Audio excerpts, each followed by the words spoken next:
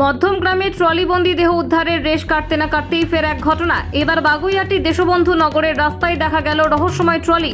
সেখান থেকে উদ্ধার এক যুবতীর দেহ, তার মুখে সেলোটেপ লাগানো। মঙ্গলবার সকালে এই ঘটনা ঘিরে চাঞ্চল্য এলাকায়। তদন্তে নেমেছে পুলিশ। কে বা কারা এইভাবে খুন করে দেহ ট্রলিবন্দি করে প্রকাশ্য রাস্তায় ফেলে রেখে গেল তা জানতে জিজ্ঞাসাবাদ করা হচ্ছে এলাকাবাসীকে।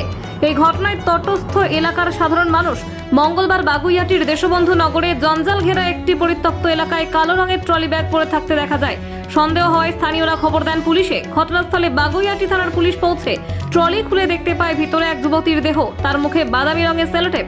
তাতে সন্দেহ আরও উস্কে উঠে তদন্তকারীদের। এলাকায় জিজ্ঞাসাবাদ করে পুলিশের প্রাথমিক অনুমান মৃতা এলাকার নন, অন্য কোথাও খুন করে দেহ ট্রলি বন্দি করে এখানে এনে ফেলে রাখা হয়েছে। এলাকার সিসিটিভি ফুটেজ খতিয়ে দেখে কিনারা করার চেষ্টা করছেন তদন্তকারীরা। মহিলার পরিচয় এখনো জানা যায়নি, আর সেটা জানাই এখন পুলিশের প্রাথমিক লক্ষ্য। তাতে গোটা ঘটনার তদন্তে বড়সড় ক্লু মিলবে বলে মনে করছে পুলিশ। Bureau report, জজবাত 24 Bangla. ও তো বাক্সের মধ্যে ছিল, ট্রলি ভ্যানের মধ্যে।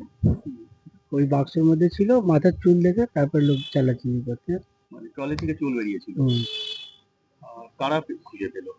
ও থানার পুলিশ, পাবলিক দেখেছিল, দেখার পরে থানায় ফোন করলো, থানার অফিসাররা এসে খোলাখুলি করে দেখলো। ছিলেন আপনি সেই সময়? হ্যাঁ, মিষ্টি কারখানা এইসবে দেখতে এসেছিলাম। আপনার নাম? আমার নাম প্রেমনাথ। এইটুকু খুলে দেখলাম যে ওটা মহিলা বাড়ি। মহিলার বডি? মানে কি অবস্থায় করেছিল? ওই কুকড়ো বুকড়ো একদম, কুকড়ো মানে গুটিয়ে মধ্যে ভরা ছিল? হ্যাঁ, গুটিয়ে ভরা। আর এমনি আঘাতের চিহ্ন ছিল? ওসব বই জানি, মানে কয়েক সেকেন্ডের জন্য খুলেছিল।